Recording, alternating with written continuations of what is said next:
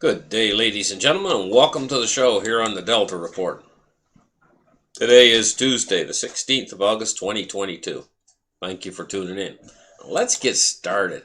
Let's open up the charts right here and take a look at what's going on. This is the thing, guys. I'm just starting to piece this thing together because that's what you have to do. You have to act like a detective and piece things together. And so what I see coming is central bank digital currencies from all the central banks around the world. And when they get these in place, they're going to be able to see every last transaction that you make. If you buy a piece of bubble gum, there'll be a timestamp on it. And they'll be able to see that you bought a piece of bubble gum. This gives them total control over what you purchase. Also, with these central bank digital currencies, they can basically just cancel your wallet or cancel your money. Then your money doesn't work any longer. You can't purchase anything. Now, what I've just figured out this morning practically is I think they're going to link the central bank digital currency with what's called a carbon emission spending limit. Okay, and I've been looking into this climate change and the carbon emission spending limit. And this is what I think they're going to do is they're going to take a look at your footprint of your diet type, and they'll be able to computer analysis through using computer AI as you spend your money out there.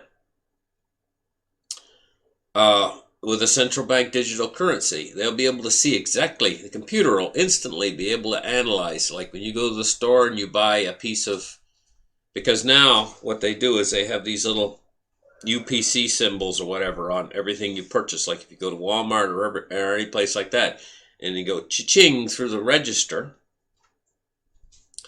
they can see what you purchased, and that is then linked to your receipt. Now the way things are right now, people can pay cash and then those receipts basically go into garbage, and the system is still stored what you purchased, but it doesn't move on from there, if you understand what I mean. But once they get the central bank digital currency, then they'll be able to associate those purchases with you. So if you're buying a lot of beef, which a meat lover, and that's what's on this chart here, if you're buying a lot of beef, they're going to be able to see it, and that's going to use up your carbon for the year, and then you're not going to be able to purchase other things that have a large carbon footprint, like gasoline or airplane tickets or anything like that.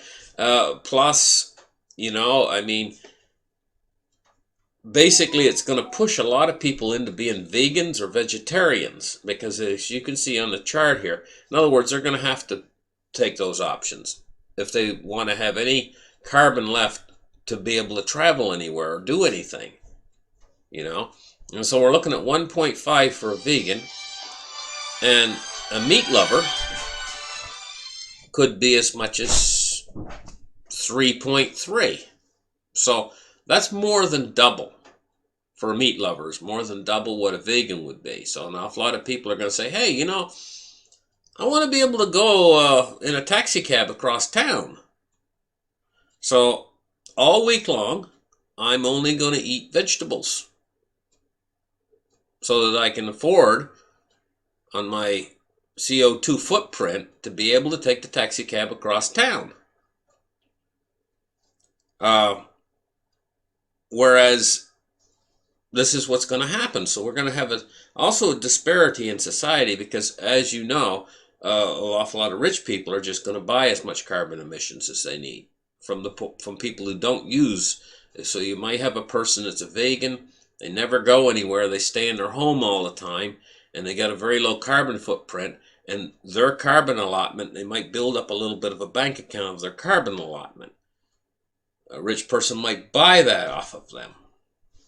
And you got another person out there who's a meat lover.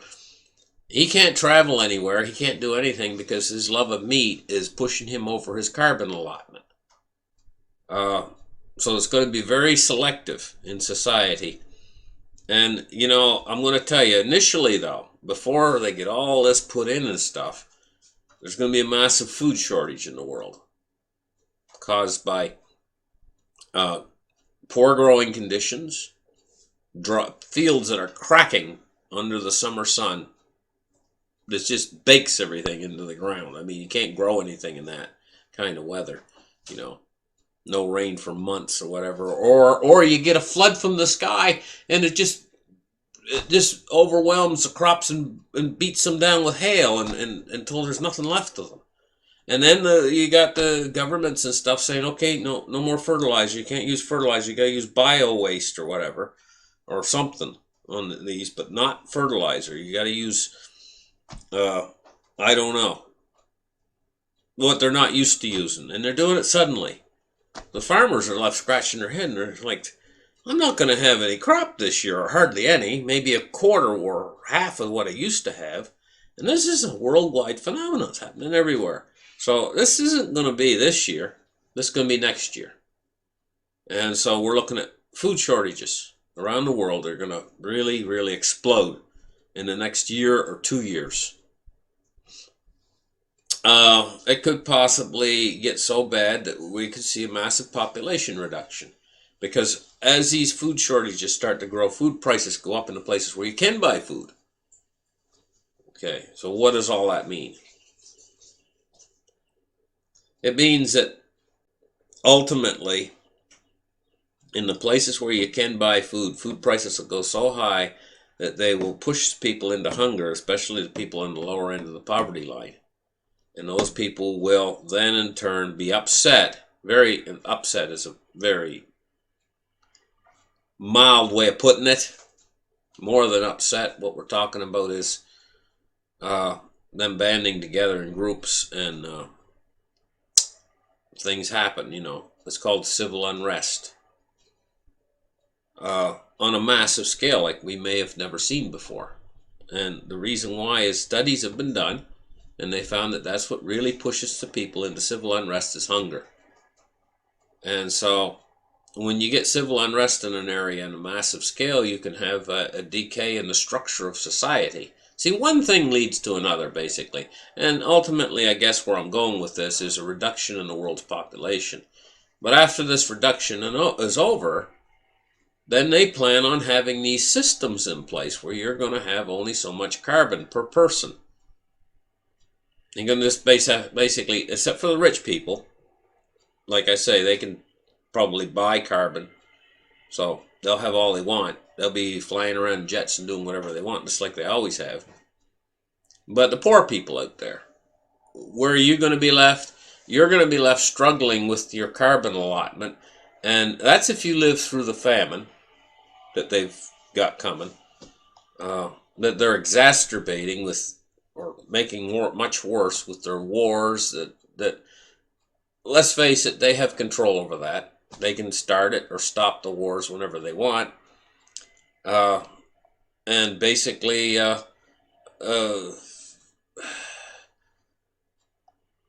so anyway, the way they put it in these articles and stuff, they make it look pretty good, you know.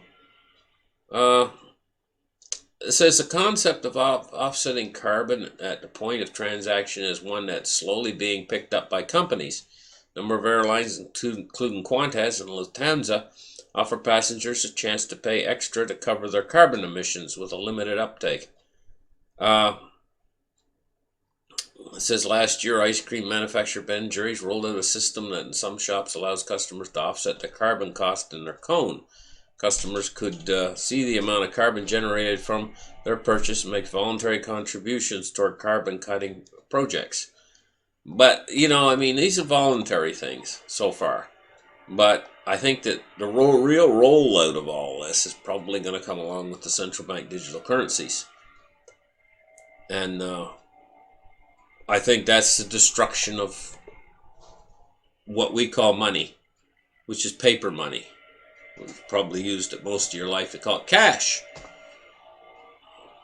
I remember a few years ago, used to go to a very popular store here in the uh, Americas, North America here, in Canada and the United States. Very popular stores called Walmart. A few years ago, all the registers used to be cash registers. And most people paid with cash. Then what they did is in this move to get rid of cash, they set up these areas where you could not pay with cash any longer. You had to pay with credit or whatever you had, but not cash. And they would have people to help people to do it themselves, to check themselves out of the store. And they would have people there standing there to help you so that you'd basically almost like do it for you if you couldn't understand it or whatever, how it works. But they would like teaching you.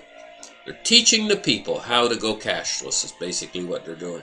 And then there's a penalty for using cash, basically. And I didn't say it's a penalty, but I know what a penalty box is when you have to wait in a long line. So they leave like one register open, you know, and they'd put like the Walmart employee that was like, it was like molasses going uphill in the wintertime. Her hand go like this. Dink. Slowly put the thing in the bag. In the bag. Next item. Dink. Put the item in the bag. That would be the employee that they'd have on the cash register. The one cash register in the store. Be a line 12 people long, you know, standing there. It was like, oh my God. Oh my God. And then you look at all the people over there, the privileged ones. They're going through the speed. They got like a dozen employees in there helping them. Like, and a dozen registers, and they're just like ding, ding, ding, ding, the item's through, and they're out in 30 seconds from start to finish, you know? And, well, maybe I am exaggerating a little bit. Yes, I am exaggerating a little bit. It's not quite that bad. But it was obvious that it was a different, that they were not encouraging. Let's just put it this way. Very obvious that they were not encouraging you to use cash any longer. And this is because overall the system wants rid of cash. And I mean, an awful lot of places just quit accepting cash during this COVID crisis. You know? And use of cash is going downhill. This is because they plan on rolling the system out. They're going to roll it out, boys. And boy, gosh, you're going to be in trouble if you're the average person out there. Unless you're a rich, fat mucky muck. Those are the guys rolling this system out. If you're not one of them, you're going to be a big doggy-doo. Big doggy-doo. Because you're going to be swimming in it. Because I'm going to tell you what. When they get all this system rolled out in the cars, they're going to carbon you. They're going to be on top of you all the time. CO2, CO2, CO2, CO2, CO2. Everything you do. Can I have a hamburger today? I'm just craving a cheeseburger. Nope, sorry, you can't have it. Because your carbon emission is... well, what can I have? I'm just craving something with some meat in it. And they'll say, well, you can have some ground up mealworms. That's going to be your dinner. And I mean, it's going to be a totally changed world from once we're through with this famine. But people are going to eat it up, because at that point, people are going to be so hungry. I mean, the average citizen out there, who right now has a little bit of plumpness on them, if they make it through this thing to the other side, nobody going to be plump anymore. And the really plump people, I mean, the people out there who are like 600 plus pounds, you know, like my 600 pound life show and stuff, you know, those people, they're going to be down to normal weight pretty much. But they might, it's going to be a big plus for them, that the fact that they have that fat to get them through this situation that's coming. And another person, if they're able to maintain enough food to get through this entire situation, they're going to be down to their normal weight too. Or maybe a little under. Maybe you'll see the ribs then by that time. So they're going to be glad to go along with this carbon emission thing, because then they get a ration of mealworms. that you didn't have, or crickets, ground up cricket steak, tastes just like hamburger, they'll tell you, and that's because they're going to season it with lots of MSG and other chemicals to make it imitate the taste of meat, and it is probably going to smell good when it's cooked golden brown or whatever, and you're going to hold it up to your nose, you're going to smell it, and you're going to say, don't quite taste like meat. It's really, boy, it's rubbery. Oh man, that's rubbery, I mean, that sort of a thing. This is the world that we're moving into, where you're going to have nothing. And you're going to be happy, supposedly happy. I don't know how you're going to be happy, but you're supposedly supposed to be happy with nothing. Well, I mean, it's also the kind of world where you're going to have to be forced to keep your carbon credits low. Or else. You say, well, or else, well, what? What can they do to me, you say? Well, they can just turn your wallet off. Now what you going to do? How are you going to feed yourself? Well, the answer is you're not. And they don't care. So, I mean, you guys better start thinking, because they're closing the net right now on you guys. And, we're heading toward an Orwellian world that's going to be something that we're not used to at all. Thank you guys for listening to the show. Like and subscribe, and we'll catch you guys in the very next episode. Bye-bye.